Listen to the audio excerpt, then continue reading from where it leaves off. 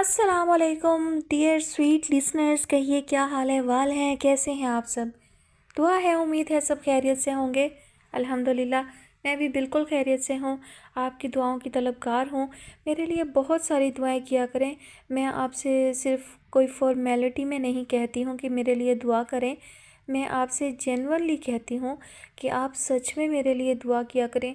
जो आपके दिल में मेरे लिए अल्लाह से बेहतरी मांग लिया करें, सुकून मांग लिया करें, खुशी मांग लिया करें, गुनाहों से बचने की तौफीक मांग लिया करें, नेकी के रास्ते पर चलने की तौफीक मांग लिया करें। जो भी आपका दिल चाहे मेरे लिए आप मांग लिया करें, लेकिन प्लीज़ मेरे लिए दुआ किया करें, मुझे अपनी दुआओं में याद रखा करें। दुआएं जो हैं वो बहुत अच्छी होती हैं, बहुत पुरखलूस होती हैं जब आप किसी अनजान शख्स के लिए करते हैं, मतलब जिससे आपका कोई मुफाद नहीं है, कोई लेना देना नहीं है, उसके लिए आप दुआ करते हैं तो वो दुआ बहुत मुखलिस होती है, बहुत खालिस होती है और वो बहुत जल्दी कबूल होती है। तो आप लोग भी मेरे लिए बहुत सारी दुआ किया करें कि मेरी परेशानियां दूर हों, मेरी मुश्किलें आसान हों, अल्लाह ताला मेरी ज़िंदगी में आसानियां पैदा करे, मुझे ढेर सारी खुशियां दे, मेरी दिली मुरादें पूरी करे, कोई भी काम, कोई भी मुश्किल, कोई भी परेशानी हो तो वो दूर हो जाए। इस तरह से सेहत, तंदुरुस्ती, ज़हनी दिली सुकून, ये सब चीज़ें आप दुआ में किसी के लिए भी मांग सकते हैं, अपने लिए भी, परायों के लिए भी। तो कोई भी आपसे दुआ के लिए कहे तो दुआ ज़रूर किया कीजिए। बढ़ते हैं नावल की नेक्स्ट एपिसोड की जानिब। नावल जिसकी फरमाइश हमसे की है सहर इकराम ने। नावल का नाम है पत्थरों की पलकों पर। मुसन्निफ़ा है नाज़िया कंवल नाज़ी और आज आप इसकी सुनेंगे किस्त नंबर 17। शाम के उजालों में अपने नर्म हाथों से कोई बात अच्छी सी, कोई ख्वाब सच्चा सा, कोई बोलती खुशबू, कोई सोचता लम्हा, जब भी लिखना चाहोगे सोच के दरीचे से, याद के हवालों से, मेरा नाम छुप छुप कर तुमको याद आएगा, हाथ कांप जाएंगे, शाम ठहर जाएगी, मेरी याद आएगी। इबाद कराची पहुंच गया था। सायका झाड़ू लगाते हुए उसका मैसेज पढ़कर मुस्कुरा दी। कहाँ जा रही हो? 15 मिनट बाद वो झाड़ू से फारिग होकर कतरे साफ़ सुथरे हुलिये में चादर लेकर घर से निकलने लगी तो बर्तन धोती साइमा ने पूछ लिया। अस्पताल जा रही हूँ अम्मा की दवा लेने। जल्दी आ जाना, अम्मा बार बार पूछती है तेरा, वैसे भी आजकल हालात अच्छे नहीं हैं। पता है मुझे, तेज़ लहजे में कहकर वो जल्दी से दरवाज़ा पार कर गई थी। इबाद साहिल समंदर पर उसका मुंतज़िर था। अस्सलाम वालेकुम। उसे मुकाबिल पाते ही वो खुश हुई तो इबाद को लगा उसकी सारी थकन हवा हो गई हो। वालेकुम अस्सलाम। देख लें आपने कहा और मैं पहुंच गया यहाँ। मेहरबानी, लगता है एयरपोर्ट से सीधे यहीं चले आए। क्यों? थके हुए लग रहे हैं, आंखें भी सुर्ख हो रही हैं। वो तो होंगी, सोया जो नहीं 3 रोज़ से। क्यों? बस परेशान था, आपसे बात भी तो नहीं हो पाई थी 3 रोज़ से। ये इतनी बड़ी बात तो नहीं। आपके लिए नहीं होगी, मेरे लिए तो है। अच्छा, दोस्त कैसे हैं अब आपके और हुआ क्या है उनके साथ? ज़रा सा रुख फेर कर उसने अपना इज़्तिराब इबाद से छुपाया था जब वो गहरी सांस भरते हुए बोला, प्लेन क्रैश में कुछ अजीज़ों की मौत हो गई है उसके, इसीलिए परेशान था। बहुत करीबी अजीज़ थे? हाँ। फिर तो आपको भी वहीं रहना चाहिए था। आपकी तरफ से फौरी पहुंचने का हुक्म ना होता तो वहीं रहता। सायका के पास उसके लफ्ज़ों के जवाब में फौरी तौर पर कहने के लिए कुछ नहीं रहा था। जरनैल। कुछ लम्हों की खामोशी के बाद उसने पुकारा। जी। वो उसकी तरफ देखने से गुरेज कर रही थी। कोई परेशानी तो नहीं है ना? नहीं। डॉक्टर आरिफ से दोबारा मुलाकात हुई? नहीं। फिर? क्या फिर? इतनी चुप चुप सी क्यों है? क्या आपको मुझे यहाँ इस तरह से देखकर खुशी नहीं हुई? ऐसी बात नहीं है। तो फिर कैसी बात है? वो बेचैन हो गया। सायका ने कुछ सोचते हुए अपनी उंगली से उसकी गिफ्ट की हुई अंगूठी खींच ली। मुझे कुछ वापस करना है आपको। कहते ही उसने अपनी मुट्ठी इबाद के सामने खोल दी थी। शफाफ गुलाबी हथेली पर उसकी दी हुई अंगूठी औंधी पड़ी थी। उसे धचका लगा। वजह पूछ सकता हूँ इसकी? सायका ने सर झुका लिया।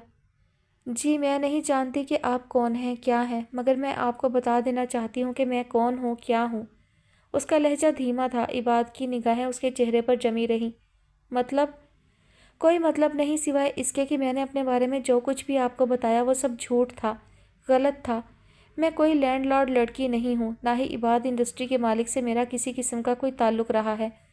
मैं तो میں تو لوئر مڈل کلاس کے ایک بہت ہی غریب گھرانے کی بیٹی ہوں، جس کے کندھوں پر گھر کی بھاری ذمہ داریوں کا بوجھ ہے، جس کی ماں ایک بیٹے کی معذوری اور ایک جوان بیٹے کی گمشدگی سے نڈھال بیمار پڑی ہے۔ میں نے جھوٹ کہا تھا کہ مجھے کاروبار میں نقصان ہوا ہے۔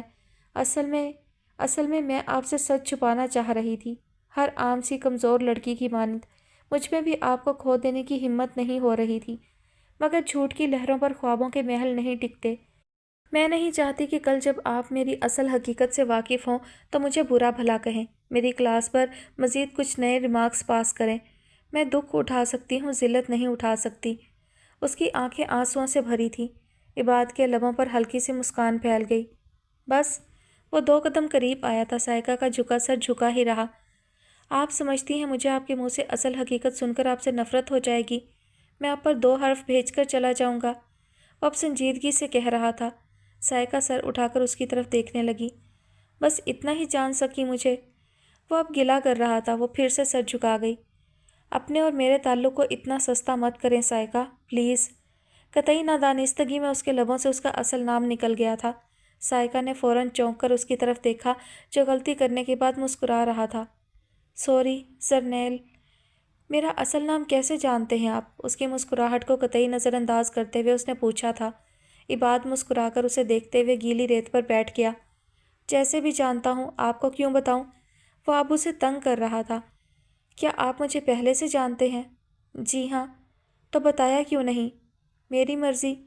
آپ بیوقوف بنا رہے تھے مجھے؟ نہیں، بیوقوف بن رہا تھا۔ کیوں؟ میری مرضی۔ شان بے نیازی سے کندھے اچکاتے ہوئے وہ اسے چڑھا رہا تھا۔ سائیکا خفا ہو گئی۔ ٹھیک ہے، میں جا رہی ہوں، خبردار جو آج کے بعد کوئی رابطہ رکھا مجھ سے تو۔ پاؤں پٹکتے ہوئے وہ واپس پلٹی تھی۔ عباد مسکراتے ہوئے دیکھتا رہا۔ پاگل لڑکی ہو، پاگل۔ وہ نظروں سے اوجھل ہو گئی تھی جب وہ ساحل کی گیلی ریت پر دیر تک اس کا نام لکھنے کے بعد دھیرے سے بڑبڑایا اور خود بھی اٹھ کھڑا ہوا۔ تھکن سے بحال اعصاب اس وقت شدت سے نیند کی خواہش کر رہے تھے، جبکہ مہمانوں سے بھرا گھر اس کی تھکن کو مزید بڑھا رہا تھا۔ تم بدل گئے ہو عباد، اور یہ بات میں بہت دنوں سے نوٹ کر رہی ہوں۔ تھکن سے بحال وہ اپنے کمرے میں آیا تھا جب ہادیہ اس کے پیچھے ہی چلی آئی۔ اچھا، کیسے بدل گیا ہوں؟ پہلے سینگ تھے سر پر جو اب نہیں ہیں۔ بیڈ پر بیٹھ کر جوتے اور موزے اتارتے ہوئے وہ مسکرایا۔ ہادیہ جی جان سے جل گئی۔ اتنے بھولے نہیں ہو تم جو میری بات کا مطلب نہ سمجھ سکو۔ پاگل ہو تم اور کچھ نہیں۔ میں سیریس ہوں عباد۔ پاپا مجھے تمہاری زندگی میں ایڈجسٹ کرنا چاہتے ہیں، اکٹھے دیکھنا چاہتے ہیں ہمیں، اسی لیے بہت جلد ہماری شادی طے کرنے کا پروگرام بھی بنا رہے ہیں۔ مگر مائنڈ اٹ، اگر تم اپنا رویہ تبدیل نہیں کرو گے تو میں کسی صورت تم سے شادی نہیں کروں گی۔ اچھی بات ہے، ویسے بھی میری کہاں بنتی ہے تم سے۔ وہ اب مسکرا رہا تھا۔ ہادیہ کا چہرہ مزید سرخ ہو گیا۔ میرا خیال ہے اب تم سے پاپا اور انکل انٹی ہی بات کریں گے تو بہتر ہے۔ اسے دھمکا کر وہ کمرے سے نکل گئی تھی۔ عباد کچھ دیر کمپیوٹر کے ساتھ مصروف رہا، پھر نیچے کی سرگرمیوں سے قطعی بے نیاز شہروز کا نمبر ملایا۔ کیسے ہو شاہ؟ کال رسیو ہوتے ہی دعا سلام کے بعد اس نے پوچھا تھا جب وہ یاسیت سے بولا، کیسا ہو سکتا ہوں؟ عباد نے اس کے جواب پر گہری سانس بھری۔ ہمت سے کام لو یار، نشیب و فراز تو زندگی کا حصہ ہے۔ اللہ نے چاہا تو انوشا جلد ٹھیک ہو جائے گی۔ تم میرے لیے دعا کرو عباد، اللہ سکون دے دے مجھے۔ وہ مجھے معاف نہیں کر رہا، صرف ایک بھول، ایک گناہ پر اپنی گرفت میں لے لیا اس نے۔ یہاں کتنے لوگ ہیں عباد جن کی ساری عمر گناہوں میں گزر جاتی ہے، پھر وہ بھی بخشے جاتے ہیں۔ صرف ایک بار توبہ پر وہ معاف کر دیتا ہے انہیں۔ مجھے کیوں نہیں معاف کر رہا؟ کیا میں اس کا بندہ نہیں ہوں؟ شہروز کی آواز بھرا رہی تھی۔ عباد بےقل ہو گیا۔ سب ٹھیک تو ہے نا شاہ؟ کچھ بھی ٹھیک نہیں ہے عباد، میری زندگی میں کہیں بھی کچھ بھی ٹھیک نہیں ہے۔ اب کیا ہوا؟ پتہ نہیں میرا بیٹا کہاں کھو گیا ہے، اس کی حفاظت بھی نہیں کر سکا۔ میں نے سب رشتے چھین لیے انوشا سے، سب رشتے عباد۔ شہروز کے لہجے میں درد تھا۔ عباد کی سمجھ میں نہ آیا وہ اسے کیا کہے۔ میں کل آ رہا ہوں تمہارے پاس، تم ٹینشن مت لو، سب ٹھیک ہو جائے گا، مل جائے گا تمہارا بیٹا انشاءاللہ۔ شہروز نے اس کی دعا پر چپکے سے کال کاٹ دی تھی۔ وہ کچھ دیر چپ لیٹا چھت کو گھورتا رہا، پھر کروٹ بدل کر سائیکا کا نمبر پریس کر دیا۔ کافی دیر بیل جانے کے بعد اس نے کال پک کی تھی۔ السلام علیکم۔ وعلیکم السلام، کیسی ہو؟ بہت اچھی، بے حد پیاری۔ سائیکا کا جواب برجستہ تھا۔ وہ بے ساختہ مسکرا دیا۔ جی ہاں، اس میں کوئی شک نہیں۔ کیا کر رہی تھی؟ اماں کو دوا پلا رہی تھی، ابھی وہ سوئی ہیں تو سوچا کچھ پڑھ لوں۔ کسی دن وقت نکال کر مجھے بھی پڑھ لیں پلیز، اتنا فضول ٹائم نہیں ہے میرے پاس۔ وہ ہنسی تھی تو عباد آہ بھر کر رہ گیا۔ اف، اتنے اچھے خوبرو کماؤ لڑکے کی ایسی نہ قدری۔ وہ ٹینس تھا اور سائیکا ہمیشہ اس کی اعصابی تھکن کو دور بھگانے میں بہتر معاون ثابت ہوتی تھی۔ اس وقت بھی ایسا ہی ہوا تھا۔ رنگ دوبارہ پہن لی کہ نہیں؟ نہیں، پہلے آپ کو بتانا ہوگا کہ آپ مجھے پہلے سے کیسے جانتے ہیں۔ اگر نہ بتاؤں تو میں بات نہیں کروں گی آپ سے، فوراً سے پیشتر اس نے کہا تھا۔ عباد کو چپ لگ گئی۔ میں صرف آپ کا نام جانتا ہوں سائیکا، اور کچھ بھی نہیں۔ معلوم نہیں مجھے آپ کے بارے میں آپ کا نام بھی آپ کی دوست کی وجہ سے پتہ چلا جب انہوں نے کال کے دوران آپ کو پکارا۔ وہ سنجیدہ ہو چکا تھا۔ سائیکا مسکرا دی۔ اتنی سی بات پر اتنا ستانے کی کیا ضرورت تھی؟ اچھا لگتا ہے آپ کو تنگ کرنا۔ امی کیسی ہیں اب آپ کی؟ پہلے سے بہتر ہیں۔ کل پے ملے گی تو کسی اچھے سے ڈاکٹر کو دکھاؤں گی۔ پے کو گولی ماریں، کل ہر صورت ان کا چیک اپ کروائیں، پیسے میں دے دوں گا۔ کس خوشی میں؟ ہماری منگنی کی خوشی میں۔ لگتا ہے بہت پیسہ ہے آپ کے پاس۔ کہاں یار، کھینچ تان کر بمشکل مہینہ نکلتا ہے۔ ویسے اگر میں بہت امیر ہوتا تو آپ کے کیا احساسات ہوتے میرے لیے؟ کب سے ذہن میں کل بلاتا سوال بالآخر اس نے پوچھ لیا تھا۔ پتہ نہیں، لیکن اگر ایسا ہوتا تو شاید میں آپ سے اتنی فری کبھی نہ ہو پاتی۔ مجھے اپر کلاس لوگوں سے چڑ ہے، پتہ نہیں کیوں۔ وہ کچھ دیر کی خاموشی کے بعد بولی تو عباد کا دل جیسے دھک سے رہ گیا۔ اس کا مطلب ہے اگر میں امیر ہوتا؟ اگر آپ امیر ہوتے تو میرا آپ سے کسی بھی قسم کا کوئی تعلق نہ ہوتا۔ میں خوابوں کی دنیا میں جینے والی لڑکی نہیں ہوں زین۔ مجھے زندگی اپنے حقیقی رنگوں کے ساتھ ہی اچھی لگتی ہے۔ ہاں، اگر میں بہت امیر ہوتی تب بھی آپ سے یوں ہی بات کرتی۔ یہ تو غلط بات ہوئی نا؟ غلط صحیح کا مجھے نہیں پتا، بس میں ایسا ہی کرتی۔ چلو پھر تو شکر ہے اللہ کا کہ اس نے مجھے امیر نہیں بنایا۔ جی ہاں، ویسے آپ نے ابھی تک اپنے بارے میں کچھ بھی نہیں بتایا۔ آپ نے پوچھا ہی نہیں۔ اب پوچھ رہی ہوں نا۔ وہ خوش تھی۔ عباد پھر سے بیڈ پر اٹھ بیٹھا۔ کیا پوچھ رہی ہیں؟ یہی کہ آپ کا گھر کہاں ہے، فیملی میں کون کون ہے، جاب کے علاوہ کیا مصروفیات ہیں؟ کچھ بھی نہیں، گھر میں امی ابو ہوتے ہیں، ایک بہن ہے ہانیہ، اور میں ہوں اپنے ماں باپ کا اکلوتا لاڈلا بیٹا۔ اور گھر بھی ہے مگر زیادہ شاندار نہیں، بس گزارا ہو جاتا ہے۔ ابو کیا کرتے ہیں؟ انہیں کیا کرنا ہے، گھر پر ہی ہوتے ہیں۔ جوان بیٹے کے ہوتے ہوئے انہیں کچھ کرنے کی ضرورت بھی نہیں ہے۔ ہاں یہ تو ہے۔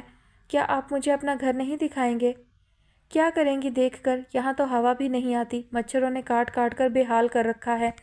اس کا لہجہ کچھ ایسا تھا کہ سائیکا بے ساختہ ہنس دی، اور عباد کے لیے اس کی یہ ہنسی دنیا کی ہر شے سے زیادہ قیمتی تھی۔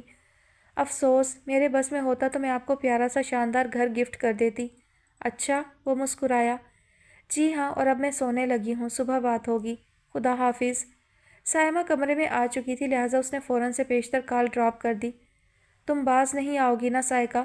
وہ تھکی ہوئی تھی۔ سائیکا نے نظر چرا لی۔ کس بات سے؟ اتنی انجان نہیں ہو تم جو یہ نہ جان سکو کہ میرا اشارہ کس بات کی طرف ہے۔ وہ تپی تھی۔ سائیکا نے اس کی طرف سے رخ موڑ لیا۔ مت چنو وہ راہیں جن پر چل کر پچھتانا پڑے۔ مڈل کلاس گھرانے کی لڑکی ہو تم، لوئر مڈل کلاس گھرانے کی، جہاں صرف خواب دیکھے جاتے ہیں، ان کی تعبیر پانے کی ضد نہیں کی جاتی۔ یہ معاشرہ، اس معاشرے کے لوگ تمہارا گلا گھونٹ دیں گے، نوچ لیں گے تمہاری آنکھوں سے یہ خوشنما خواب۔ اچھا بس، ہر وقت نصیحتوں کے پٹارے کھول کر نہ بیٹھ جایا کرو۔ میرا کسی سے کوئی تعلق نہیں ہے۔ اگر ہنسی مذاق میں کسی سے بات ہو جاتی ہے تو اس کا یہ مطلب نہیں کہ تم فوراً فتوے دینا شروع کر دو۔ پتہ ہے مجھے کس کلاس سے تعلق ہے میرا۔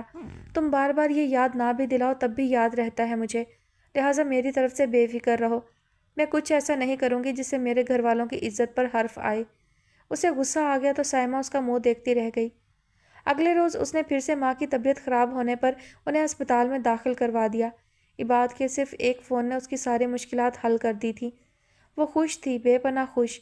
عباد کا مقام اس کے دل میں بڑھ رہا تھا۔ خود وہ بھی اپنی بے پناہ مصروفیات کے باوجود اسے یاد رکھتا تھا، اور ایک لوئر مڈل کلاس حساس سی صافکو لڑکی کے لیے یہ چاہ، یہ اہمیت، یہ محبت، یہ توجہ کتنی اہم اور قیمتی تھی کوئی نہیں جان سکتا تھا۔ سانول شاہ کے ڈرائیور افضل کا جوشیلا پڑھا لکھا بیٹا اپنے چچا کی ہزار منتوں اور نصیحتوں کے باوجود سانول شاہ کے خلاف FIR کٹوانے پولیس اسٹیشن چلا گیا تھا، جہاں ڈیوٹی نبھاتے اندھے قانون کے فرض شناس سپاہی اس کی داد رسی کے لیے FIR تو کیا کاٹتے، الٹا سانول شاہ کا نام سن کر اسے ذلیل کرنے لگے۔ وہ صبح گھر سے نکلتا SHO کے حکم پر پورے 2 گھنٹے SHO کے کمرے سے دور باہر دھوپ میں بیٹھا اس کے فارغ ہونے کا انتظار کرتا رہا، جو اندر سانول شاہ کو فون کر کے اس سے گپیں لگا رہا تھا۔ وہ جب بھی پاس سے گزرتے کسی سپاہی کی طرف امید بھری نظروں سے دیکھتا، اسے مخاطب کرتا تو وہ اسے کھانے کو پڑتے۔ پورا دن پولیس اسٹیشن میں شدید خوار ہونے کے بعد جب بے حد دل برداشتگی کے ساتھ وہ گھر میں داخل ہوا تو سامنے سانول شاہ کو بیٹھے دیکھ کر ٹھٹک گیا، جو اسے دیکھ کر مسکرا رہا تھا۔ بڑے وقت پر پہنچے ہو، میں نے منع کیا تھا نا میرے مقابل مت آنا، مگر تم باز نہیں آئے، اب اس کا انجام دیکھنا۔ اس کی نظروں میں عجیب سی تضحیک تھی اور وہ اس کی دوسرے نمبر والی بہن کو مسکرا کر دیکھ رہا تھا۔ اسے لگا جیسے اس کی رگوں میں خون ابلنے لگا ہو۔ بے حد طیش کے عالم میں وہ آگے بڑھا۔ منہ سنبھال کر بات کر چودھری، تو اس گاؤں کا سردار ہے، ساری دنیا کا خدا نہیں ہے۔ نہیں ڈرتا میں تجھ سے، نہ تیرے جیسے دوسرے فرعونوں سے۔ میں لڑوں گا تیرے خلاف، چاہے ساری دنیا کی خاک کیوں نہ چھاننی پڑے مجھے۔ اب خاک ہی چھانو گے شہزادے، یہ یاد رکھنا۔ چیلنج دیتی نگاہوں میں عجیب سی ضد تھی۔ افضل ڈرائیور کا بیٹا تیوری چڑھائے اسے دیکھ رہا تھا۔ اگلے دن کا سورج طلوع ہونے سے پہلے اس نے اپنی دوسرے نمبر والی بہن کو گھر سے غائب پایا۔ ابھی چند روز بعد دونوں بہنوں کی شادی ایک ہی گھر میں طے ہوئی تھی، مگر چھوٹی بہن کی گھر سے عدم موجودگی نے سب کو ورطۂ حیرت میں ڈال دیا۔ فضل ڈرائیور کا بیٹا فیصل، اسے لگا جیسے اس کی شریانیں غم و غصے سے پھٹ جائیں گی۔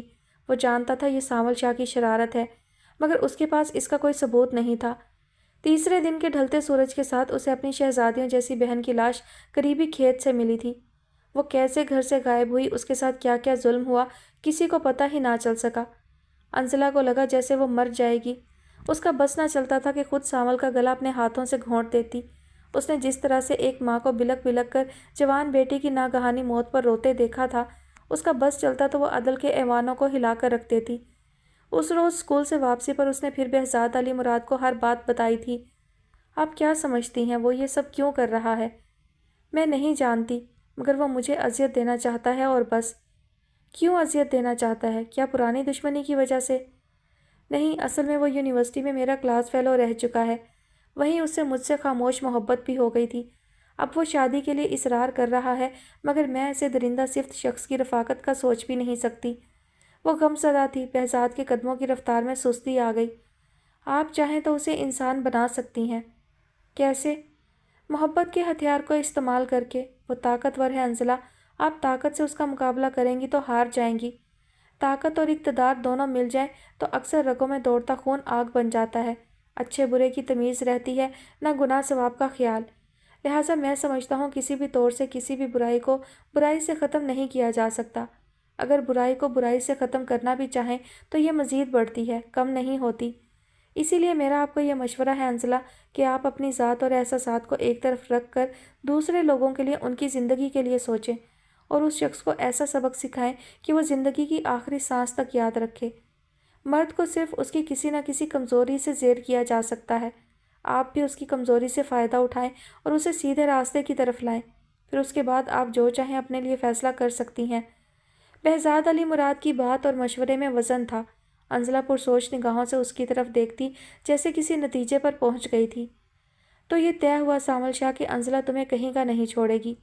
تمہاری کمزوری میرا حصول میری محبت ہے، اور اب میں تمہاری اسی کمزوری کو ہتھیار بنا کر تمہیں اس انجام تک پہنچاؤں گی کہ تم جیسے سینکڑوں مست ہاتھی اس سے عبرت حاصل کریں گے۔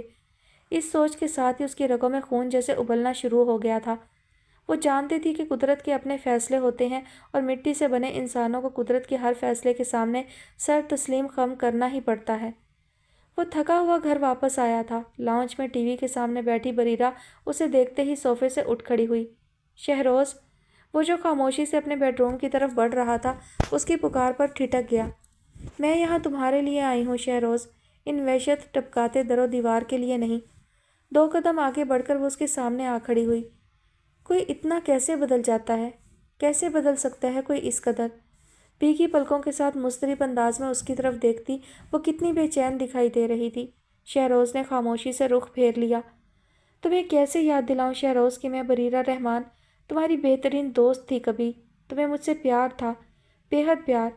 تم تو وہ تھے شہروز کہ حسین سے حسین تر لڑکی بھی تمہیں اپنی طرف متوجہ نہیں کر سکتی تھی۔ پھر کیا ہوا ایسا کہ آج تمہیں میری طرف دیکھنا بھی گوارا نہیں؟ میں جانتی ہوں میری ماں نے تمہاری انوشا رحمان کی ماں سے ان کا شوہر چھینا تھا۔ مجھے علم ہے شہروز کہ انہوں نے بہت کچھ غلط کیا ہے، اور مجھے یہ بھی خبر ہے کہ صرف ان کے بہکاوے کی وجہ سے تم نے بھی بہت کچھ غلط کیا، مگر مما اور تمہاری غلطیوں کی سزا میں کیوں بھگتوں؟ میں نے کیا گناہ کیا ہے شہروز کہ مجھے ایسی اذیتوں بھری دھتکاری ہوئی زندگی ملے؟ میرا کیا قصور ہے شہروز کہ تمہارے نام سے منسوب ہو کر بھی میں تمہارے لیے ترسوں؟ وہ رو پڑی تو شہروز پلٹ کر خاموشی سے صوفے پر جا بیٹھا۔ میں تمہیں اس حال میں نہیں دیکھ سکتی شہروز۔ انوشا رحمان کے ساتھ جو کچھ بھی ہو رہا ہے اس میں تمہارا کوئی قصور نہیں ہے۔ تم کیا سمجھتے ہو؟ کیا مجھے اس کا کوئی دکھ اور ملال نہیں؟ کیا وہ میری کچھ نہیں لگتی؟ مما کی نفرت اور تربیت اپنی جگہ، مگر ایک انسان کی حیثیت سے مجھے اس کے ساتھ پیش آنے والے ہر حادثے پر گہرا دکھ اور رنج ہے۔ مگر کیا میرا رنج، میرا دکھ اس کی تقدیر بدل سکتا ہے؟ کیا تمہارا یہ پچھتاوا؟ چپ کر جاؤ بریرہ، خدا کے لیے چپ کر جاؤ۔ وہ اس کے قدموں میں بیٹھی تھی جب وہ اس کی بات مکمل ہونے سے پہلے ہی چلا اٹھا۔ کوئی وضاحت، کوئی صفائی نہیں چاہیے مجھے خدارا، آزردہ لہجے میں کہتا اگلے ہی پل وہ صوفے سے اٹھ کھڑا ہوا تھا۔ بریرہ ازحد ہی تک محسوس کرتی اسے دیکھتی رہ گئی۔ ارسلان حیدر پاکستان آ رہا ہے اور امامہ حسن کے قدم جیسے زمین پر نہیں لگ رہے تھے۔ وہ خوش تھی، بے پناہ خوش۔ شجاع گڑیا کے ساتھ فائزہ آپا کی طرف گیا ہوا تھا، جبکہ وہ خوشی سے بے حال قدرت اللہ صاحب کے ساتھ لان میں پھول پودوں کی کاٹ چھانٹ میں مصروف تھی۔ قدرت اللہ صاحب اس کی کمپنی میں بہت خوش رہتے تھے اور اسی چیز نے شجاع کو اس کا گرویدہ کر دیا تھا۔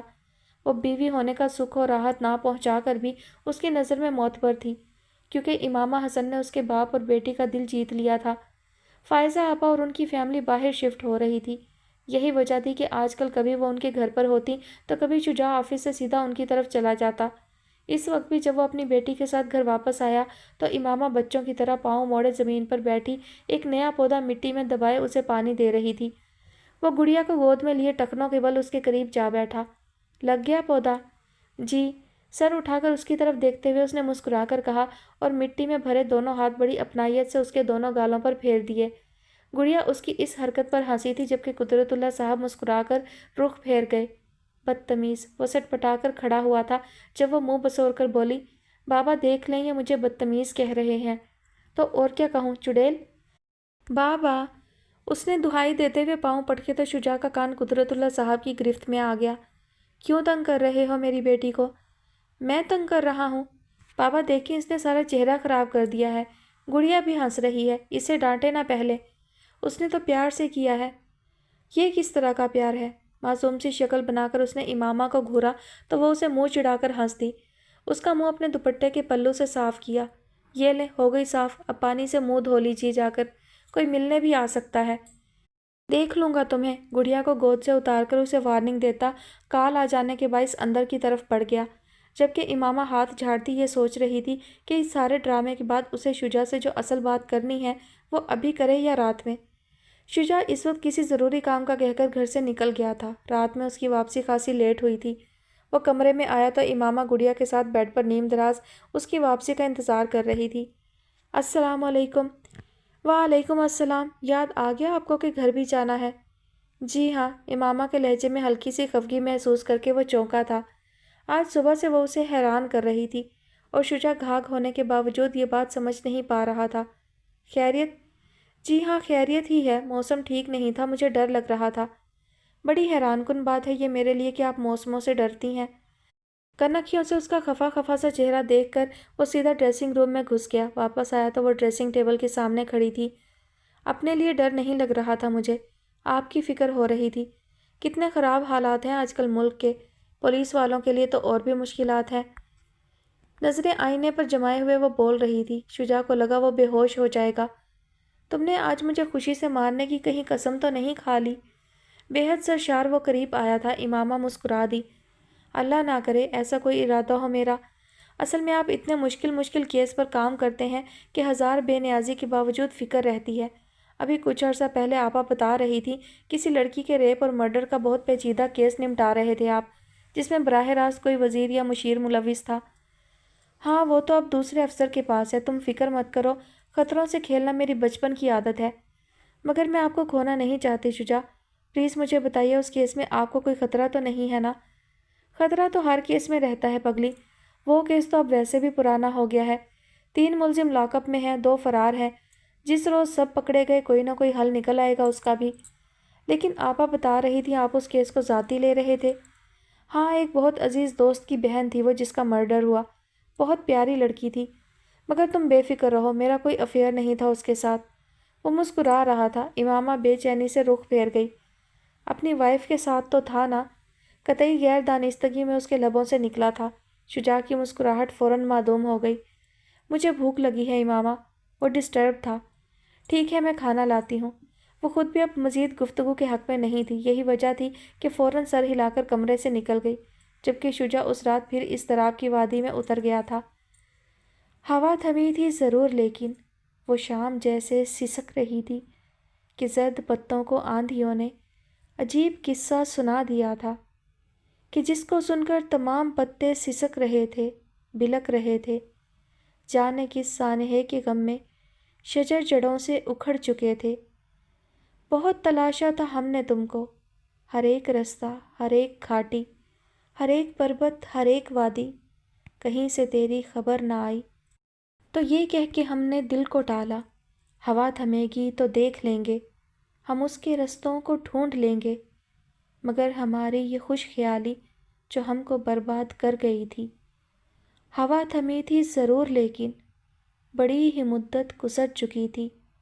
ہمارے بالوں کے جنگلوں میں سفید چاندی اتر چکی تھی۔ فلک پر تارے نہیں رہے تھے، گلاب پیارے نہیں رہے تھے، وہ جن کے دم سے تھی دل کی بستی، وہ لوگ سارے نہیں رہے تھے۔ یہ المیہ سب سے بالا تر تھا کہ ہم تمہارے نہیں رہے تھے، کہ ہم تمہارے نہیں رہے تھے۔ ہوا تھمی تھی ضرور، لیکن بڑی ہی مدت گزر چکی تھی۔ ساکت نگاہوں سے علیزہ کو دیکھتا وہ جیسے خود بھی پتھر ہو رہا تھا۔ علیزہ اس کی نگاہوں سے گھبرا کر فوراً رخ پھیر گئی تو وہ ٹھہرے ہوئے لہجے میں بولا، بس یہی اصلیت تھی تمہاری۔ میں سمجھا تھا تم دوسری لڑکیوں سے مختلف ہو۔ تم نے عورت کی بے حیائی اور پاکیزگی پر جو کہا تھا، مجھے اس نے متاثر کیا تھا، مگر تم نے بھی میرا اعتبار توڑ دیا۔ میری شرافت، میری سادگی کا کتنا غلط فائدہ اٹھایا تم نے۔ میں چاہوں تو کیا نہیں کر سکتا تمہارے ساتھ۔ جب تک تمہارا باپ اور بھائی یہاں پہنچیں گے، میں تمہارے وجود کو ٹکڑے ٹکڑے کر کے جہاں چاہوں پھینک سکتا ہوں، مگر میں ایسا نہیں کروں گا، کیونکہ یہ انسانیت نہیں، حیوانیت ہے۔ محض طاقت کے بلبوتے پر اپنے سے کمزور کو مٹا دینا کتنا کبیرہ گناہ اور بربادی ہے۔ کاش میں تمہیں بتا سکتا، تم نے پیٹھ سے وار کیا ہے علیزہ ملک، میرے مضبوط کردار کی دھجیاں بکھیری ہیں تم نے، لہٰذا تمہارا قصور میں معاف نہیں کروں گا۔ تمہیں اپنے فریب اور گھٹیا شیطانی منصوبے کی سزا بھگتنا پڑے گی۔ شدید ضبط اور غصے سے اس کا چہرہ سرخ ہو گیا تھا۔ علیزہ نے چہرے پر ناگواری کے ساتھ اسے دیکھا۔ تم میرے باپ اور بھائیوں کی طاقت سے واقف نہیں ہو ایان احمد۔ زمین کی 7 تہوں میں بھی چلے جاؤ تو یہ لوگ تمہیں ڈھونڈ کر کتے کی موت مار ڈالیں گے۔ ان سے بچ بھی گئے تو میرا منگیتر سانول شاہ نہیں چھوڑے گا تمہیں۔ کہاں جاؤ گے بھاگ کر؟ اور کیا کر سکتے ہو تم میرے ساتھ؟ بے وقوف، ناعاقبت اندیش مرد، علیزہ ملک کا کچھ نہیں بگاڑ سکتے تم، کیونکہ میں عورت کا وہ روپ ہوں جو زخمی ہونے کے بعد ناگن سے زیادہ خطرناک ہو جاتی ہے۔ تم میرا اصل جان گئے تھے، لہٰذا تمہیں سبق سکھانے کے لیے یہ سب کھیل ضروری تھا۔ کہو کیسی رہی؟ وہ لڑکی تھی، کمزور تھی، مگر اس وقت اس کی آنکھوں میں کوئی خوف نہیں تھا۔ یوں لگتا تھا جیسے وہ زندگی کے ہر بھیانک طوفان سے لڑ چکی ہو، اور اب اسے کسی پتھر، کسی سنگباری سے کوئی خوف محسوس نہ ہوتا ہو۔ ایان نے بے حد دکھ سے اس کی طرف دیکھا۔ عورت حیا اور ایمان کا دوسرا نام ہے، مگر تم میں نہ حیا رہی ہے نہ ایمان۔ تم اب کسی کی منزل کا خواب نہیں رہی ہو علیزہ ملک، گزرگاہ بن گئی ہو، ایسی راہ جس پر کوئی بھی آئے اور روند کر چلا جائے۔ یہ خدا کی طرف سے سزا ہے تمہارے لیے، مگر یاد رکھنا میرا قرض تم پر واجب رہے گا۔ جب بھی حالات و تقدیر نے ساتھ دیا، میں تمہیں تمہاری اس شرارت پر سبق سکھانے ضرور آؤں گا۔ خوبصورت آنکھوں میں عجیب سی ضد لیے وہ الٹے قدموں واپس پلٹا اور پھر بغیر کسی رکاوٹ کے لاکڈ بیرونی گیٹ کو مہارت سے پھلانگتا اس کی نظروں سے اوجھل ہو گیا۔ علیزہ اپنے منصوبے کی اتنی بڑی ناکامی پر خون کے گھونٹ پی کر رہ گئی۔ وہ پہلا مرد تھا جو اس کے وار سے بچ نکلا تھا۔ ادھر گاؤں سید والا میں گویا ایک پہنچال آ گیا تھا۔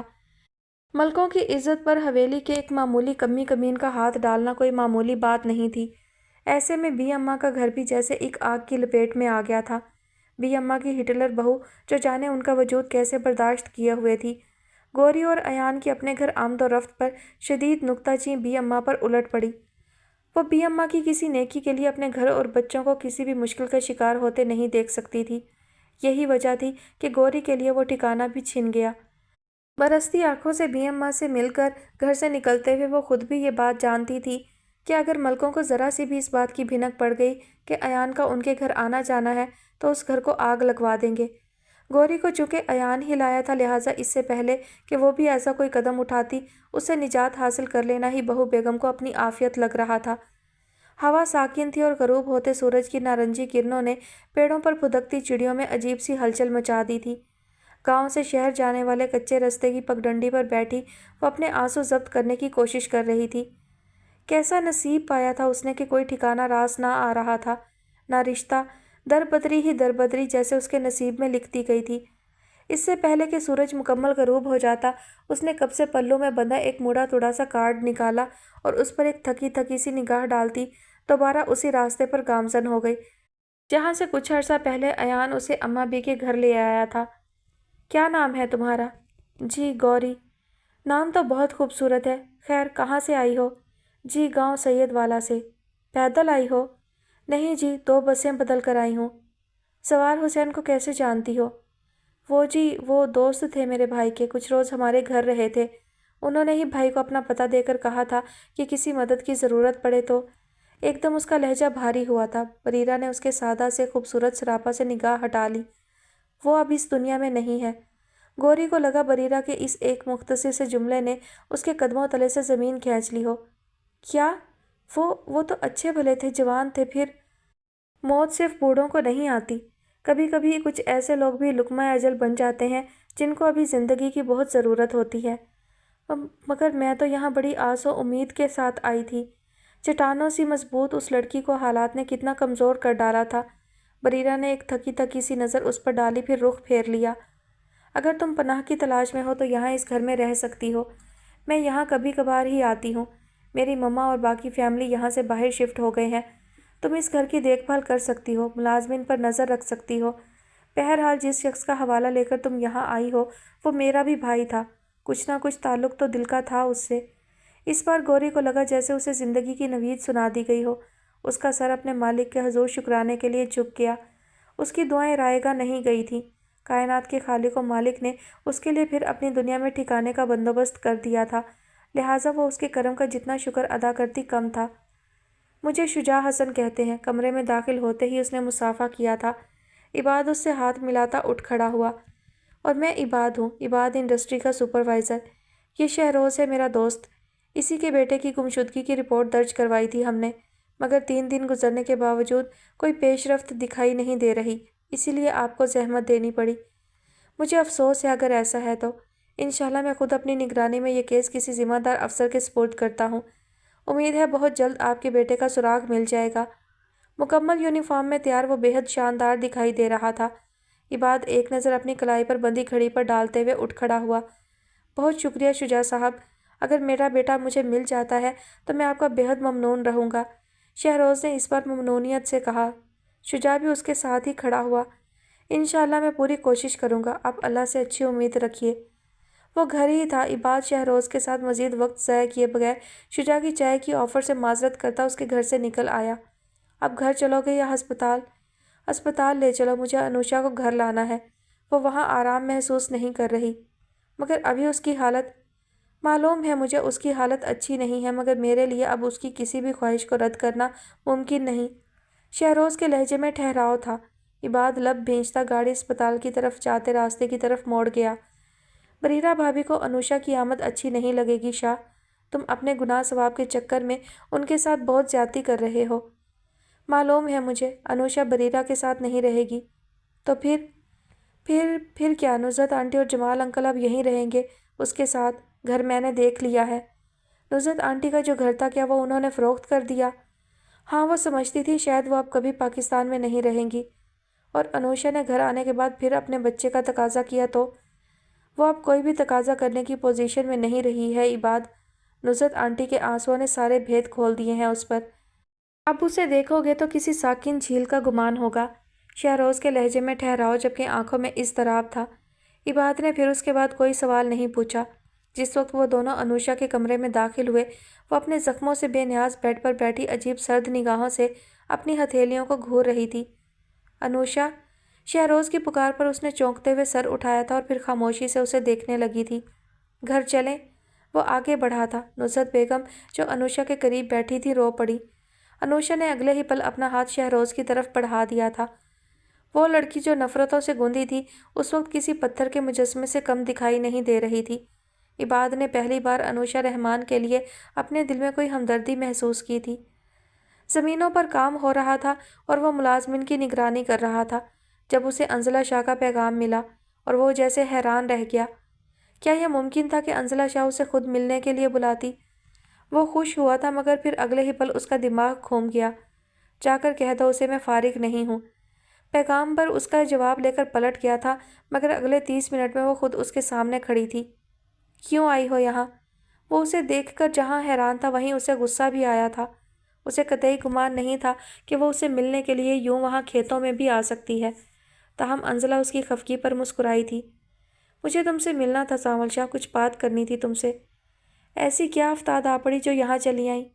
اس سے غصہ ضبط نہیں ہو رہا تھا۔ انزلہ نے لب سمیٹ لیے۔ افتاد کا ذکر ہی کرنے آئی ہوں، آپ فارغ ہوں گے تو ہی سنا سکوں گی نا۔ آج اس کا انداز جدا تھا۔ وہ مشکوک نگاہوں سے اسے دیکھتا ڈیرے کی طرف چلا آیا۔ انزلہ نے بھی اس کے ساتھ پیش قدمی کی تھی۔ کہو کیا مسئلہ ہے؟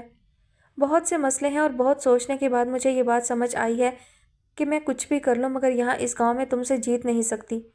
اس لیے میں ہر اس بات کی معافی مانگنے آئی ہوں تم سے جس نے تمہیں مشتعل کیا۔ تب مجھے سمجھ لینا چاہیے تھا کہ تمہاری طاقت اور اختیار مجھ سے بڑھ کر ہے۔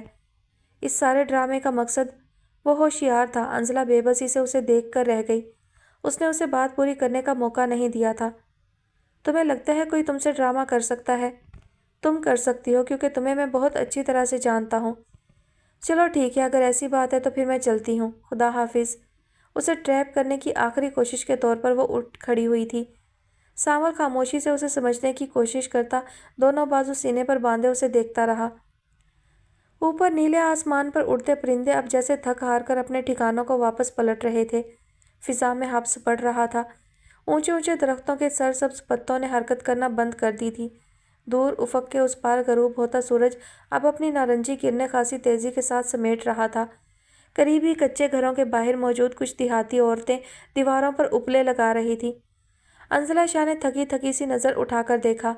وہاں سامنے شہر کو جاتے کچے راستے پر اب دور دور تک کسی سانول شاہ کا کہیں نام و نشان نہیں تھا۔ وہ وہیں بیٹھ گئی۔ یک لخت ہی اس کے اندر جیسے تھکن اتر آئی تھی۔ جانے یوں اس وقت اسے بے ساختہ یونیورسٹی کے وہ دن یاد آئے تھے جب سانول شاہ خواب بن کر اس کی آنکھوں میں اترا تھا۔ عورت خواہ کتنی بھی سمجھدار، سوشل اعلیٰ عہدے پر فائز ہو جائے، محبت کے وار سے نہیں بچ سکتی۔ وہ بھی نہیں بچ سکی تھی۔ وہ اوائل سردیوں کے دن تھے۔ انزلہ اپنی دوستوں کے ساتھ یونیورسٹی لان کے ایک گوشے میں بیٹھی خوش گپیوں میں مصروف تھی جب سانول شاہ اور اس کے شرارتی دوستوں کا ٹولہ ان سے کچھ ہی فاصلے پر آ کر بیٹھ گیا۔ واہ انزلہ، دیکھ بلیک سوٹ میں کتنا شاندار لگ رہا ہے تیرا شہزادہ۔ ہائے کتنی خوش نصیب ہے تو کہ سانول جیسا شاندار بندہ تجھ پر مرتا ہے۔ کاش مجھ پر مر جاتا کمبخت، تو میں جان وار دیتی اس پر۔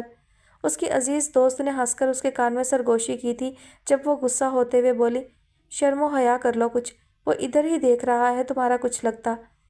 تو میں کیا کروں؟ وہ کہتے ہیں نا، جس نے کی شرم اس کے پھوٹے کرم۔ اور سانول شاہ کے تجھ پر مر مٹنے کا راز تو ساری یونیورسٹی جانتی ہے۔ اب ایویں تو میران سے جھگڑا نہیں کیا تھا اس نے، دیکھ کتنے مزے سے مسکرا رہا ہے۔ تم نہیں سدھرنے والی کبھی بھی، چلو اٹھو یہاں سے، نکمی نہ ہو تو۔ وہ اٹھ کھڑی ہوئی تھی اور ادھر سانول کی آنکھوں میں جیسے بے چینی بڑھ گئی۔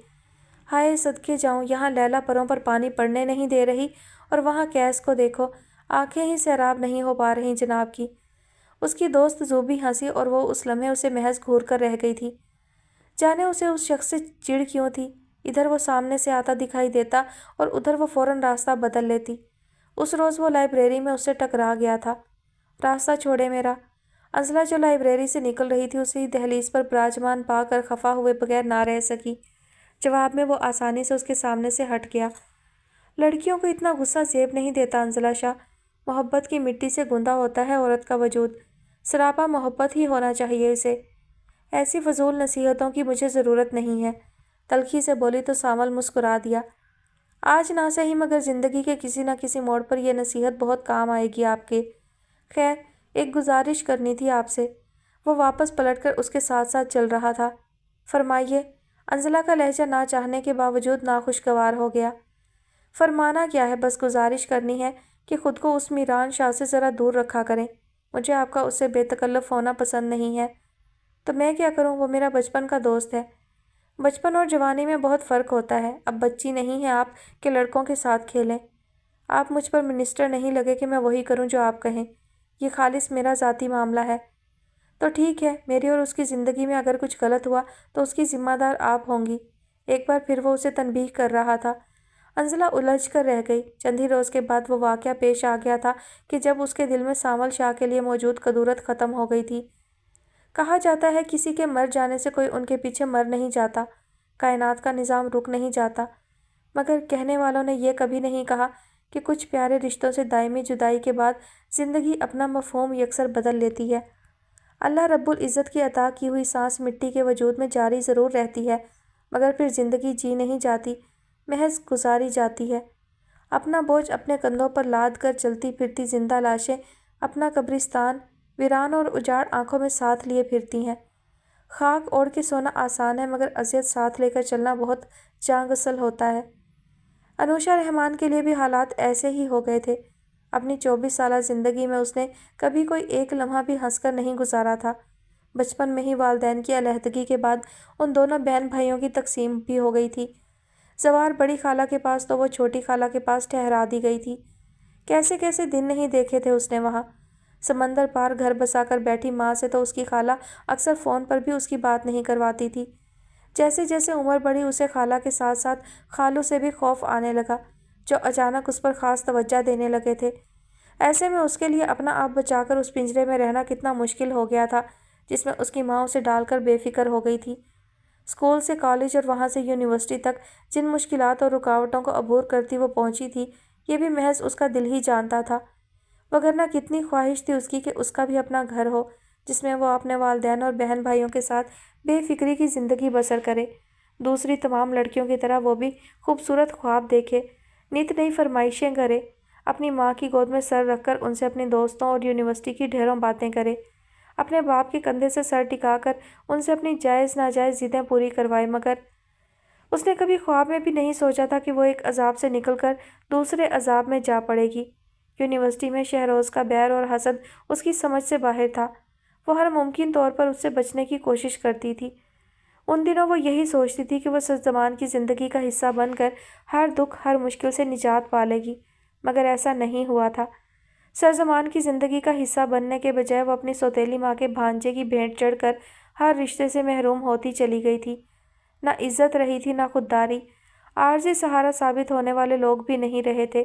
چن چن کر حالات نے اس کے سارے رشتوں کو نگل لیا تھا۔ پورا ایک ہفتہ اسپتال میں بستر پر چت پڑے رہ کر بار بار اسے صرف ایک ہی رشتے کا خیال آیا تھا، اور وہ رشتہ اس بچے کا تھا جس نے قدرت کے جائز طریقے سے اس کے بدن سے جنم لیا تھا۔ اسے اپنے اور اپنے بچے کے نصیب میں کوئی خاص فرق محسوس نہیں ہو رہا تھا۔ وہ بھی اپنے بیٹے کے ساتھ وہی کر رہی تھی جو اس کی ماں نے اس کے ساتھ کیا تھا۔ زندگی میں پہلی بار اسے اپنے کردار پر شرمندگی محسوس ہو رہی تھی۔ دروازہ آہستہ سے نوک ہوا تھا۔ اس نے چونک کر سر اٹھایا تو شہروز افندی تھکا تھکا سا اندر چلا آیا۔ انوشا نے سرد نگاہوں سے اسے دیکھا۔ اب کیسی طبیعت ہے انوشا؟ وہ شاید ان نگاہوں کا مفہوم جان گیا تھا، تبھی نرمی سے پوچھا تو انوشا نے سر جھکا لیا۔ مجھے کیا ہونا ہے؟ میں تو زندگی کے سب سے بھیانک باب کی ہیروئن ہوں شہروز افندی، اور تم نے پڑھا ہوگا کسی بھی کردار میں ہیروئن کبھی نہیں مرتی، چاہے اس کا ریپ ہو جائے، چاہے اس کی شادی ایک نفسیاتی مریض شخص کے ساتھ ہو جائے، چاہے وہ صبح و شام اس شخص کے ہاتھوں ادھڑتی رہے، چاہے وہ شخص مر بھی جائے، چاہے ایک ایک کر کے اس کے سارے رشتے مر جائیں، چاہے دنیا اس پر اور اس کے کردار پر تھو تھو کرے، وہ کبھی نہیں مرتی۔ اپنا قبرستان اپنے ساتھ لیے ڈھیٹ بنی زندہ لاش کی مانند جیتی ہی چلی جاتی ہے۔ زندگی، تقدیر اور موت کوئی بھی رحم نہیں کھاتا اس پر۔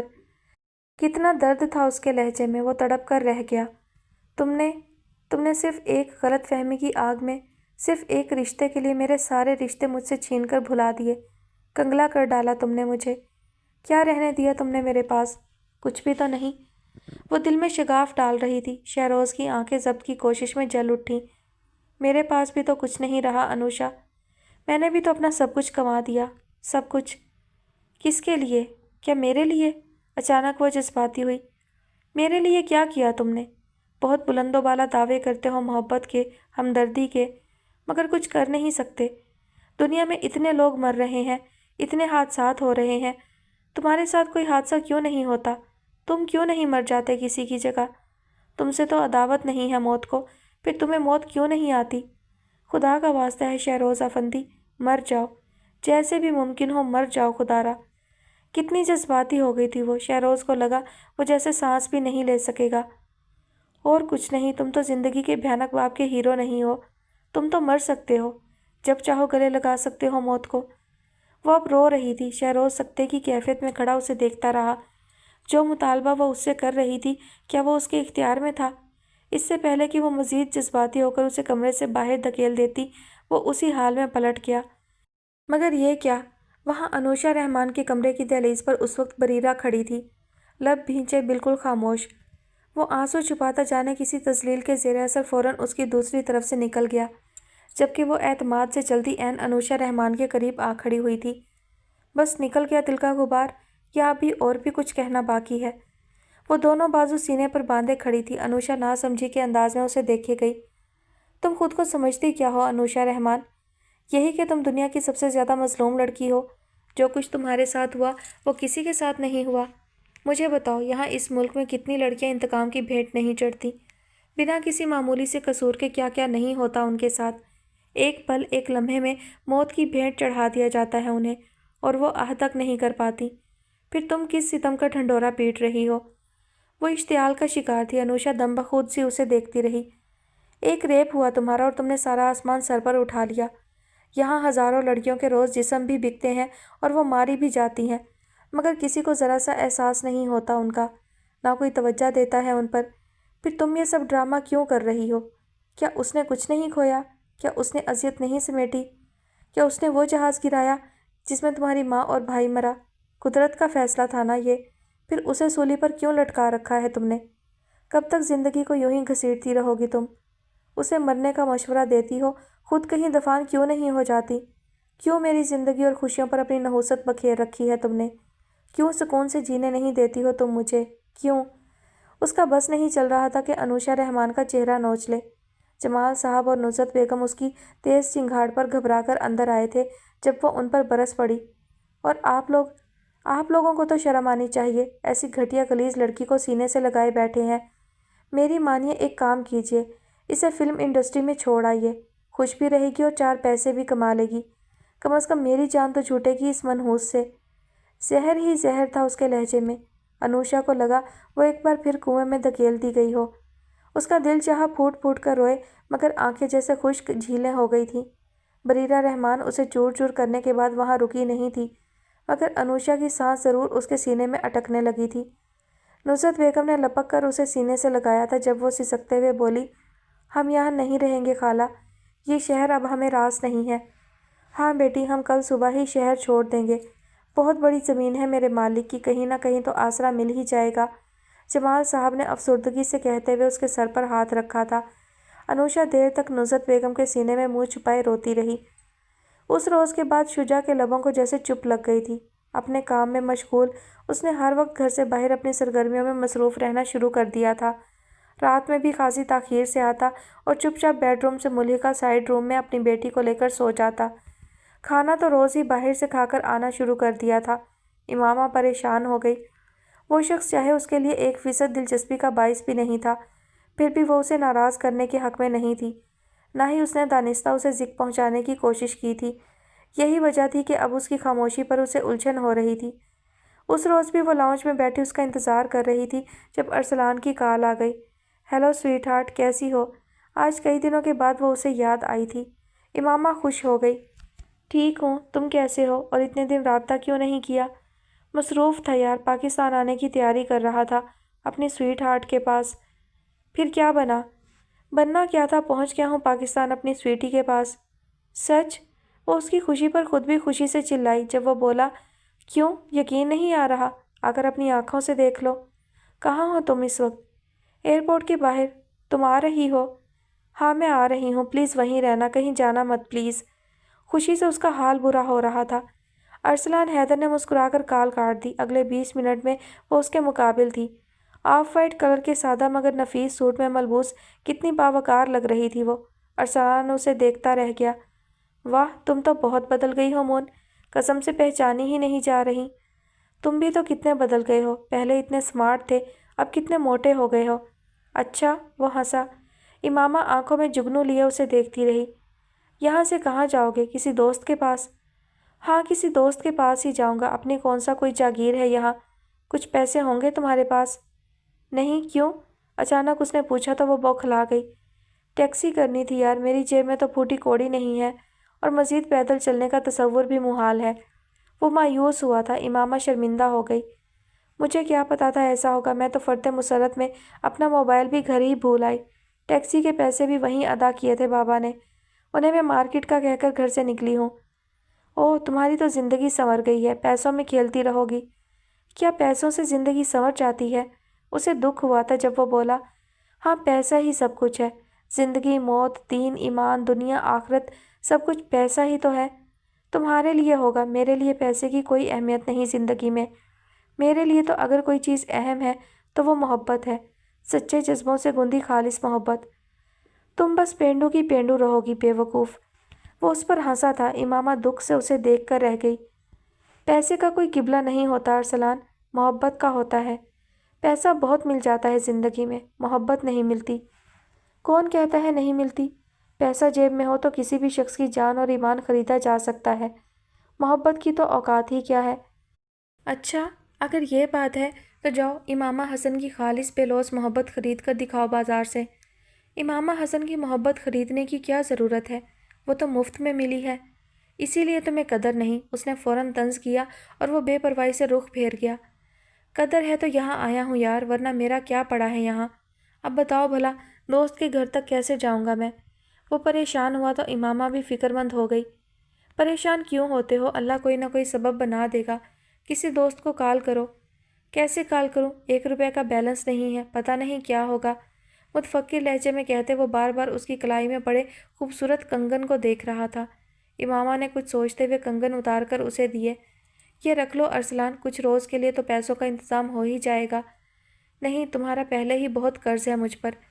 اف، بیگانوں جیسی باتیں مت کیا کرو، مشکل میں اپنے ہی اپنوں کے کام آتے ہیں، اور یہ کنگن تو بہت معمولی ہیں ارسلان، تم تو مجھ سے میری جان بھی مانگ لو تو میں کبھی انکار نہ کروں۔ اس کے لہجے میں کچھ تھا جو وہ چونک کر اسے دیکھنے پر مجبور ہوا تھا۔ وہاں اس سادہ سے چہرے پر کیسی سچائی، کیسا نور تھا۔ ارسلان کا دل چاہا وہ اسے اپنی باہوں میں سمیٹ کر اس مادہ پرست دنیا سے کہیں دور چلا جائے، مگر اگلے ہی پل اس نے سر جھٹک دیا۔ وہ وقت جذبات کے بہاؤ کا نہیں تھا، ہوش سے کام لینے کا تھا۔ تبھی اس نے امامہ کے ہاتھ تھامے۔ تم بہت عظیم لڑکی ہو امامہ، دنیا کی سب سے اچھی لڑکی ہو تم، مجھے تم پر ہمیشہ فخر رہے گا۔ بس زیادہ ممنون ہونے اور جھوٹ بولنے کی ضرورت نہیں ہے۔ اس نے آہستگی سے ہاتھ چھڑا کر اس کے کندھے پر ہلکا سا مکہ رسید کیا تو وہ سرشار ہو گیا۔ 15-20 منٹ امامہ کو وہاں اپنے سامان کے پاس کھڑا رکھنے کے بعد وہ واپس آیا تو اس کے پاس کچھ نوٹ تھے۔ وہ سمجھ نہ سکی کہ اتنی جلدی اسے کوئی جیولر کیسے اور کہاں سے مل گیا۔ بہت شکریہ، لگتا ہے اللہ نے تمہیں میری مدد کے لیے ہی بھیجا ہے۔ اب گھر جاؤ گی یا میرے ساتھ چلو گی؟ وہ خوش دکھائی دے رہا تھا۔ نہیں، میں گھر جاؤں گی، شجاع آنے والے ہوں گے، تم جاؤ، اب پھر ملتے ہیں۔ چلو ٹھیک ہے، آؤ پہلے تمہیں چھوڑ دیتا ہوں۔ اس فائل کا تو پتہ نہیں چلا ہوگا تمہیں؟ نہیں، وہ اس سوال پر ہمیشہ شرمندہ ہو جاتی تھی۔ پتہ تھا مجھے، اس ایس پی کا دل جیت لیا، اس کے اعتبار پر پوری اتر گئی، دل میں اتر گئی، یہاں تک کہ شادی بھی رچا لی، مگر وہ فائل نہ ڈھونڈ سکی۔ کتنی مضحکہ خیز بات ہے یہ۔ وہ ہنسا تھا۔ امامہ نظریں چرا گئی۔ چلو تمہارا گھر بس گیا، میری خیر ہے۔ اب وہ ٹیکسی روک رہا تھا۔ امامہ سر اٹھانے کے قابل نہیں رہی۔ تم سمجھتے ہو یہ سب میری خوشی سے ہوا ہے؟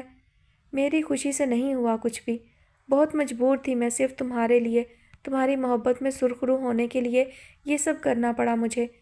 مگر اب میں مزید وہاں نہیں رہ سکتی، میں طلاق لے لوں گی اس ایس پی سے۔ اب مزید کسی امتحان میں پڑھنا گوارا نہیں ہے مجھے۔ ٹھیک ہے، اب چلو۔ گہری سانس بھرتے ہوئے اس نے ٹیکسی کا دروازہ اس کے لیے کھول دیا اور امامہ سارے راستے شجاع حسن سے علیحدگی کے بہانے سوچتی رہی۔ وہ گھر آئی تو شجاع مضطرب سا اوپر ٹیرس پر ٹہل رہا تھا۔ گھر کے چاروں طرف ڈیوٹی دیتے درجنوں سپاہیوں نے اسے ٹیکسی سے ارسلان کے ساتھ نکلتے دیکھا تھا۔ وہ ابھی اسے اپنا خیال رکھنے کی ہدایت کرنا ہی چاہتی تھی کہ وہ اسے جان چھڑا کر جلدی سے دوبارہ ٹیکسی میں جا گھسا اور اگلے ہی پل وہاں سے یہ جا وہ جا۔ وہ خجل سی ہوتی اندر آئی تھی۔ جس وقت اس نے لاؤنج میں قدم رکھے شجاع سیڑھیوں پر کھڑا تھا، وہ اسے مقابل پا کر ٹھٹک گئی۔ کہاں سے آ رہی ہو اس وقت اور کس کے ساتھ آئی ہو؟ وہ اس کے مشفق شوہر سے زیادہ پولیس آفیسر ہی لگ رہا تھا۔ امامہ کے چہرے کا رنگ اڑ گیا۔ وہ کزن تھا میرا، باہر سے آیا ہے، ایئرپورٹ سے لینے گئی تھی اسے۔ پوری وضاحت دینے سے قبل ہی جاندار تماچا پڑا تھا اسے۔ وہ منہ کے بل زمین پر جا گری۔ نفرت ہے مجھے دھوکے باز عورت سے، سمجھی تم؟ اگلے ہی پل وہ دہاڑا تھا اور اسی غصے میں تیز چلتا وہاں سے نکل گیا۔ امامہ کے حواس اس کے جاندار تھپڑ اور غیر متوقع الفاظ پر دیر تک بحال نہ ہو سکے۔ جی تو ڈیئر لسنرز، آج کی ایپیسوڈ کا اختتام ہوتا ہے یہاں پر ہی، اور جناب دعا کر رہی ہوں کہ یہ ناول جلد از جلد اپنے اختتام کو پہنچے۔ ناول ابھی بھی کافی باقی ہے لیکن ختم ہو ہی جائے گا۔ جہاں اتنا ہو گیا وہاں باقی بھی ختم ہو جائے گا، مگر ساری سچویشن سے میں بہت عاجز ہوں۔ بہت ساری باتوں سے مجھے الجھن ہو رہی ہے۔ مطلب امامہ اتنی بے وقوف ہے، کتنی ہی محبت ہو، سامنے کی بات کس کو نظر نہیں آتی؟ اتنے سارے ریڈ فلیگز ہیں اس انسان میں، اور وہ خود اپنے آپ کو تعویلیں دیتے ہوئے خود کو جو ہے وہ اچھا سمجھ رہی ہے کہ وہ کچھ غلط نہیں کر رہی، وہ دھوکہ نہیں دے رہی۔ شجاع حسن کے ساتھ اس سے برا سلوک کسی انسان کے ساتھ کیا ہوگا؟ اور وہ اتنی مجبور تو نہیں جتنی وہ خود کو مجبور ظاہر کر رہی ہے۔ اسے نہیں سمجھ آتی، اور شجاع حسن پولیس والا ہو کے مطلب ناک کے نیچے اتنا کچھ چل رہا ہے، اس کو وہ نہیں پتہ چل رہا، باقی وہ دنیا جہان میں کیس سولو کرتا پھر رہا ہے اور ترقیاں کر رہا ہے۔ عجیب و غریب سی سچویشن ہے تقریباً سبھی کرداروں کی۔ بریرہ کا رویہ ہے تو وہ عجیب ہے انوشا کے ساتھ میں، مطلب اس کو ریپ ہونا کوئی چھوٹی بات لگتی ہے۔ ساری ہی کہانی نا بہت ہی عجیب و غریب اور بہت ہی زیادہ جذباتی ہے، اوور ایموشنل ہیں سارے کردار، ہر کردار حد سے زیادہ جذباتی ہے۔ 24-25 سال میں انسان اچھا خاصا میچور ہو جاتا ہے، یہاں 24-25 سال کے جو ہے نا لڑکا اور لڑکی اور میرڈ ہونے کے بعد جو ہے وہ عجیب ہی جذباتی کردار جو ہے وہ ادا کر رہے ہیں۔ سب کے سب جو ہے نا عجیب و غریب قسم کی ریئیکٹ کر رہے ہیں، کوئی بھی میچورٹی نہیں دکھا رہا۔ گھر کے بڑے ہیں تو ان کا کوئی کردار ہی نہیں ہے سرے سے، ان کی کوئی بات کوئی فیصلہ ہی نہیں چلتا، سب اپنے منہ مہار ہیں، جس کا جو دل چاہتا ہے وہ کرتا ہے۔ نہیں، گوری کو کیا پڑی ہے کہ وہ اپنا گاؤں چھوڑ کر در بدر دھکے کھاتی پھرے؟ ان کی زمینیں بھی تھیں، اس کا گھر بھی تھا، مان لیا اس کا کوئی نہیں رہا، لیکن اس کو کیا پڑی ہے کہ وہ در بدر دھکے کھاتی پھرے، ٹھکانہ ڈھونڈتی پھرے؟ اب تو اس کو گاؤں میں تنگ کرنے والا بھی کوئی نہیں تھا، وہ اپنے گھر میں رہتی، یا گاؤں میں لوگ ایک دوسرے سے ملتے جلتے ہیں، ایک دوسرے کا خیال رکھتے ہیں، وہ کسی کے گھر میں بھی رہ سکتی تھی، انزلہ کے ساتھ بھی رہ سکتی تھی۔ وہ بھاگی پھر رہی ہے، وہ یہاں وہاں دھکے کھاتی ہوئی۔ ایان کے گھر والوں نے سوچا ہی نہیں کہ ایان چھوٹ کر آئے گا تو انہیں ڈھونڈتا پھرے گا، تو اپنا کوئی اتا پتہ چھوڑ دے، کوئی اپنے محلے میں رابطہ رکھتے، ایان کے کسی دوست سے رابطہ رکھتے تاکہ وہ آ کر ان سے مل سکتا۔ وہ وہاں پریشان ہو رہے ہیں، ایان پتہ نہیں کدھر ہے۔ ایان ہے تو وہ بغیر کسی سرے کے، بغیر کسی اتا پتہ کے گھر والوں کو ڈھونڈتا پھر رہا، خوار ہوتا پھر رہا، اس کو اپنے گھر والے نہیں مل رہے۔ ساری باتیں عجیب چل رہی ہیں، سامنے کی باتیں ہیں جو کرداروں کو نظر نہیں آ رہی ہیں، ایک دوسرے سے انہوں نے آنکھیں چرائی ہوئی ہیں حقیقتوں سے، سامنے ہر بات نظر آ رہی ہے، بہت سارے جھول ہیں کہانی میں، بہت ساری باتیں ہیں جو غلط ہیں، لیکن بس چل رہی ہے کہانی، دوڑا دوڑی لگی ہوئی ہے۔ خیر، ختم تو کرنا ہی ہے اب، جہاں اتنا ہو گیا ہے باقی بھی جلد کمپلیٹ ہو جائے گا۔ اپنا خیال رکھیے گا بہت سارا، اور مجھے اپنی دعاؤں میں یاد رکھیے گا۔ اللہ حافظ۔